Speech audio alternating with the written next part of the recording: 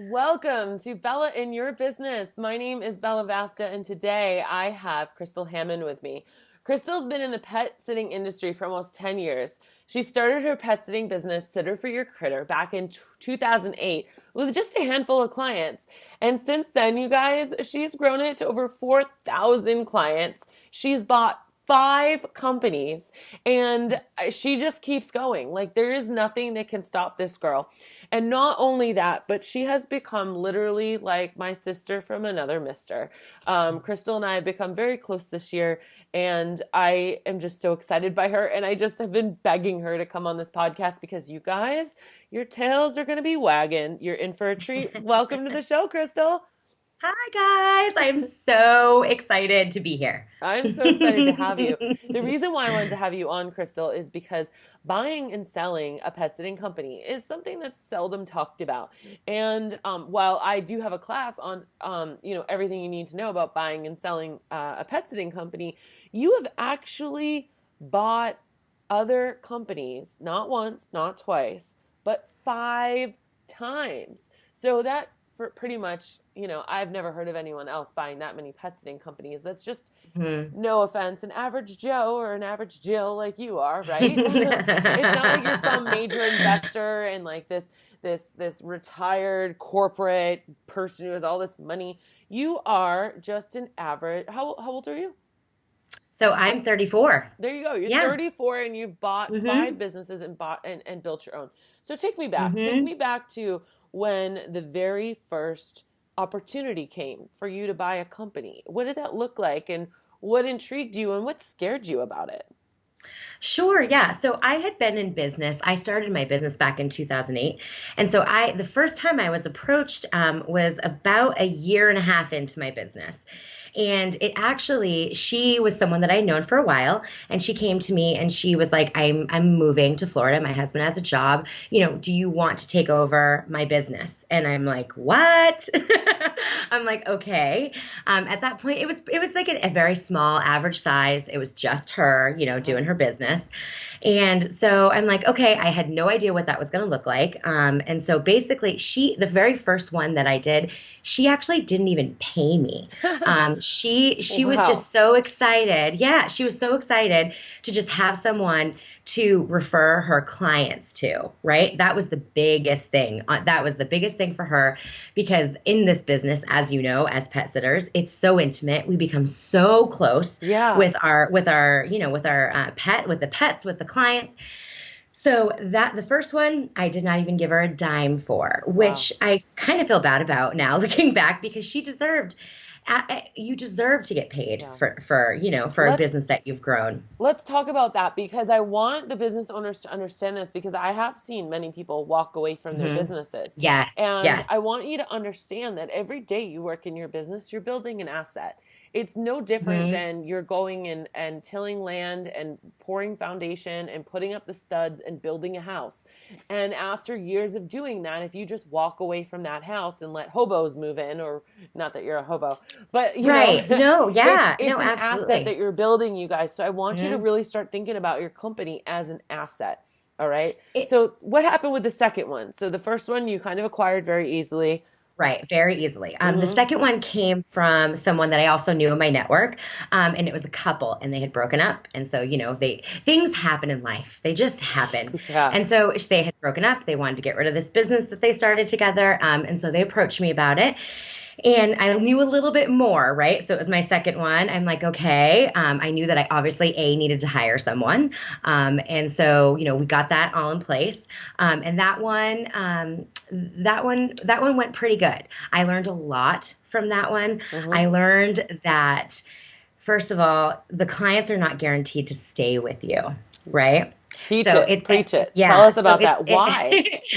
So when you're buying a pet sitting business, technically you're buying a book of business, Mm-hmm. right? So you're not buying like A an brick and office building. You're mortar. not right, exactly. So when it's a book of business, there's no guarantee. You're basically buying a client list. And so I was taking it personal at first. I'm like, oh my God, what do these people hate me? I'm not good. but really, they're used to that one pet sitter, right? And they're scared to move on, or usually it doesn't have anything to do with you. But just know that they're not everyone's going to stay with you. And so that was something that I learned hard from the second one, because I actually did pay for it. I was expecting, the numbers to run out the way that they did, and they didn't. But also, you also gain new business, right? Because you offer different services. So the second one was a true learning experience for me. Do you think there's something different you could have done in the transition in order to help recoup your return on your investment? Yes. And that's what I did for the third one. Okay. So how did the third one come about, and what did you do different? Yes. Okay. So for the third business, then, I'm like, all right, I have 2 under my belt. For the third one, we actually, we actually signed the contract and we went forward, we actually reached out to the clients directly to let them know that we were going to be changing hands. We did not do that in the second one. In the second one, it was just like, surprise, Crystal's taking over. You're sitter for your critter clients now. So for the third one, we actually reached out directly, let them know that the business was going to be changing management. It was going to be switching over. And that made a huge difference because it actually affected the price. Yes. And believe it or not, I actually ended up paying a little bit more, which is interesting. Tell me more about that. Yeah, so it was really great talking to the clients directly, because this third business that I purchased did not offer, they didn't offer overnights. And so we did.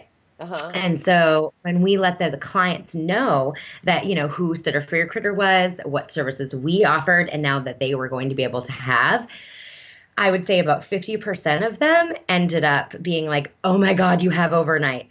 And as we all know, overnights is, big money. Yeah. Yeah. So it not only, yes, I did end up paying a little bit more, but it really gave me peace of mind knowing going into that third purchase that not only were sales going to be, what I thought they were going to be, but they were going to be a lot more. So reaching out to the clients. I love a good story where you learn from your mistakes and you're like, okay, I'm going to do a little bit better. I love it. That is fantastic. Okay. So it was the lady that moved to Florida. A couple broke up. What was the situation for that third one, out of curiosity? So for the third one, she actually just wanted a life change. So she had a great business. She did have 2 employees. And so the third one was actually the first time that she had employees. So that was something to think about, because that's a whole nother ball game when you're dealing with acquiring their employees. That's a whole At this point, did you have employees? I did. Yes. Okay. Yes, I did. Yeah. And it was great because, like I said, reaching out to those clients, knowing what you're really going into, running those true, accurate numbers, it also gives you a better idea of how much staff you need. Right. So, So, so the third one, she was on her own with the 2 employees. And that business was fantastic. That business today still is just going amazing. That was a great purchase. That's awesome. So it was just a life change. She just wanted to do something different. Yeah. I love it. Crystal, I'm going to take a quick commercial break. When we come back, I want to hear about the 4th and the 5th business, and now what advice you would give to people both buying and selling when we come back. We'll be right back. Awesome. And I'm here with Crystal Hammond, and we are talking all about buying and selling our pet businesses. And Crystal is definitely an expert in this field because she has bought 5 businesses. So Crystal, our first 3, the first reason was the lady moved to Florida. The second one was the couple broke up, which I wanted to mention. That's a big deal.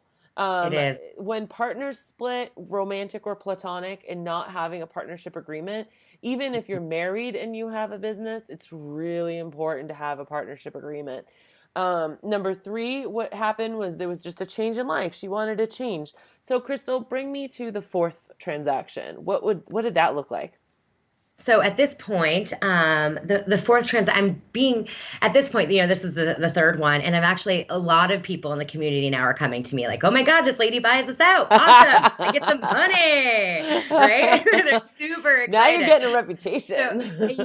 So now I'm kind of like, oh wow, I have people coming to me all the time now. And so the 4th one, so the 4th and the 5th one, I actually did back to back this past year. Wow. So it was back to back. So the fourth one, it was someone that I had known, and she wanted to have a baby. She wanted to Mm-hmm. start a family, Mm-hmm. and she just kind of just didn't want to do it anymore. She wanted to, focus on family.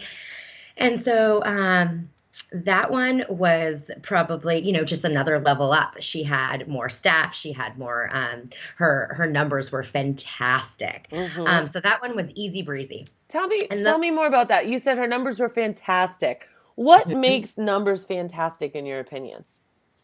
So in my opinion, there are a couple little things you want to look at. And so her prices were great. Her prices were actually what she was charging. They were actually more than what I was charging, Mm-hmm. quite a lot more Mm-hmm. actually. And her middays were off the charts. They were great and they were consistent. So she had clients that had been with her for 3 years, consistently for 3 years at a high price point. So Mm-hmm. I mean that's just a no-brainer to me. Talk to me about price Me. point and how you need to really consider, if you're going to buy out a company and you're charging $25 and you buy a company that's charging 15, that's not going to be of help to you, right? Not going to be a help because you have to think, okay, say you're paying $25,000 for a business.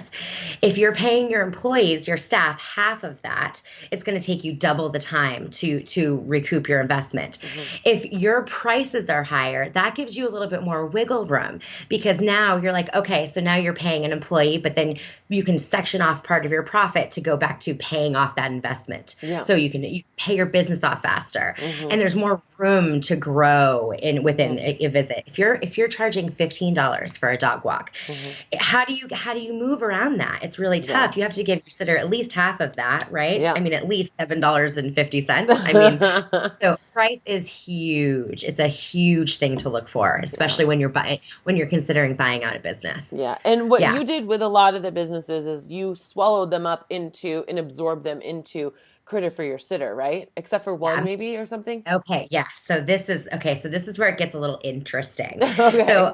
So all four of those businesses I made into Sitter for Your Critter. Uh-huh. We just onboarded the clients; they became Sitter for Your Critter clients, which worked out great. Now the fifth business that I purchased, she had such an amazing business name. The Uh-huh. name of her business, she has the town where we live in, Uh-huh. Portsmouth. It was the Portsmouth Pet Sitting Company, Uh-huh. right? Now, I knew her business because I would legitimately pay money to try to beat her in advertising, to come up first on a search engine. Uh-huh. I couldn't pay enough money to beat her. She always came up first on Yeah. Google, on anything that you searched. Her name just organically popped up first because that's Yeah. what people are searching for. Yeah. So so with her business, we ended up doing something where the Portsmouth Pet Sitting Company stands alone as its own separate business. So it's actually our sister company. Uh-huh. So we have Sitter for Your Critter, and then we kept Portsmouth Pet Sitting Company as its own company. Uh-huh. There's no way I was shutting that down. The amount of traffic that was coming to that website, Yeah. it was incredible. Yeah.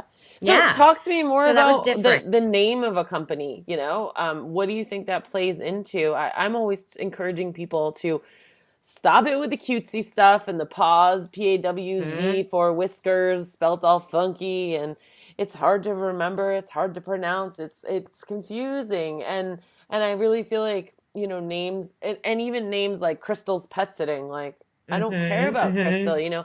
but when you're doing something like Portsmouth Pet Sitters, that's something that you almost have ownership of because you live in Portsmouth. It's almost it Absolutely. you take ownership of it. So as It's a buyer, I'm curious, you don't have to tell us prices, but that mhm. Portsmouth Pet Company, I would imagine that was probably maybe the most expensive one.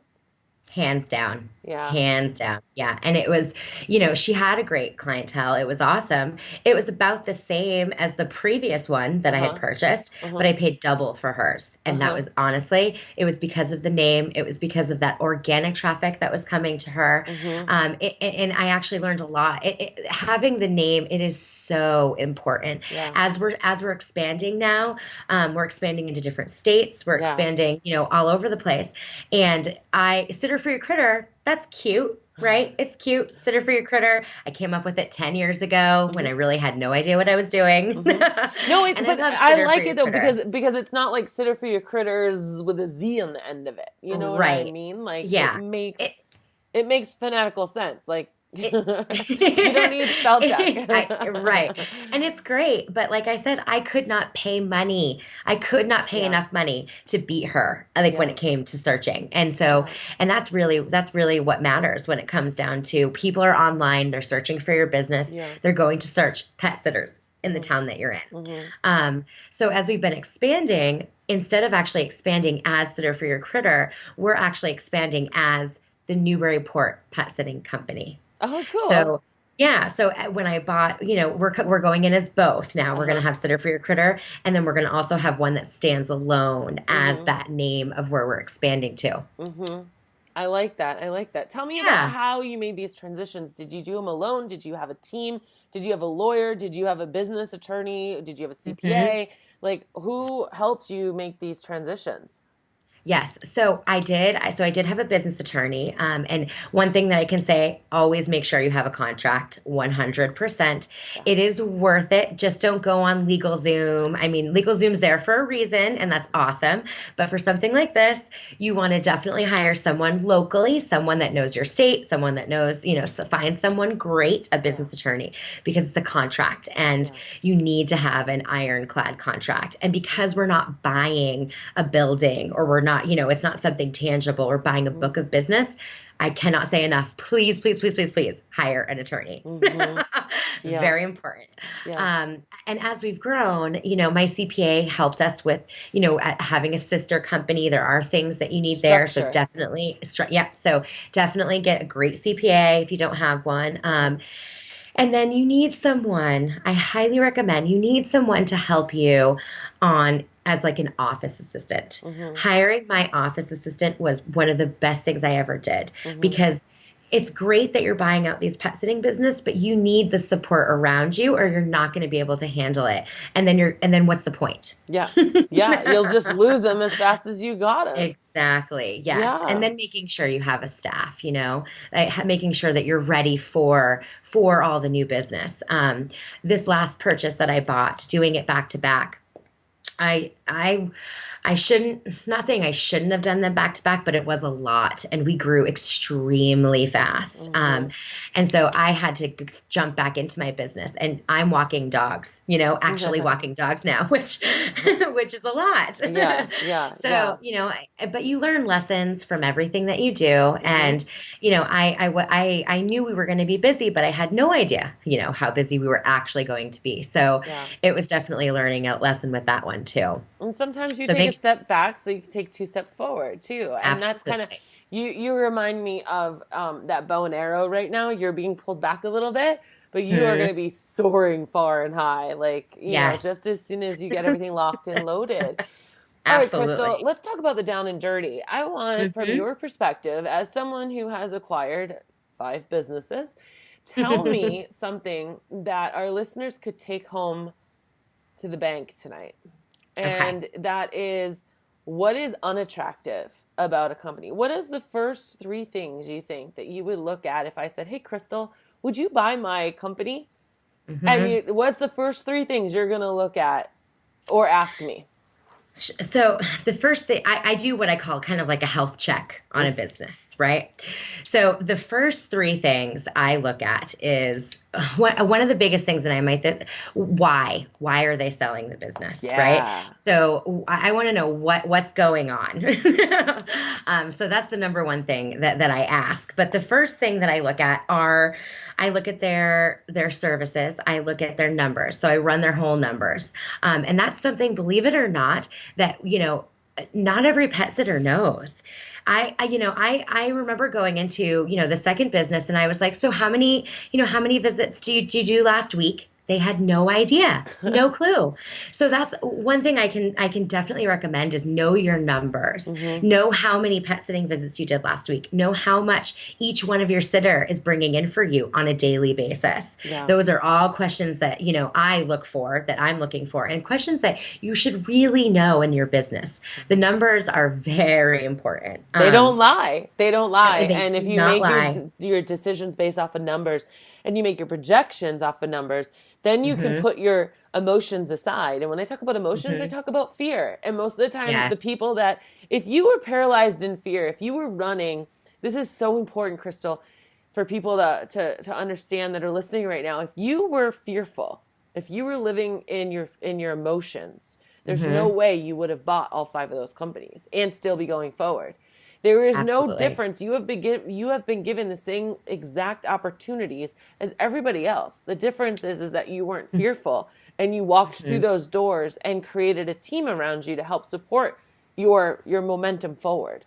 That's the difference. And I just commend you for that. And I hope people can like reflect on their own lives and their own business right now. And are you where you want to be right now? And if that answer's no, figure out, take an inventory. Are you operating and living in the emotions of it or in the facts of it? So sorry for that quick tirade there, but get back to, so you're looking at numbers, No, it's so true. you're looking at the So facts.